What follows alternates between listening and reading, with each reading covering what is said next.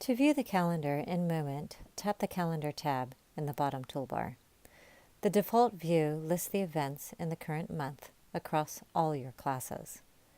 Tap the arrows to the right and left of the month name to scroll to future or past months, or tap the two horizontal lines below the month name to reveal the month view.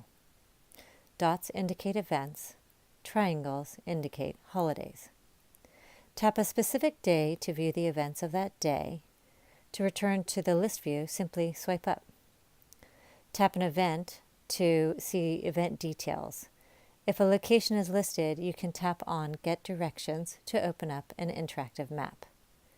As always, if you want to see the events of a single class, in the top bar below all classes, tap to Change to bring up the list of classes in which your student or students are enrolled. Tap the class to view only those class events.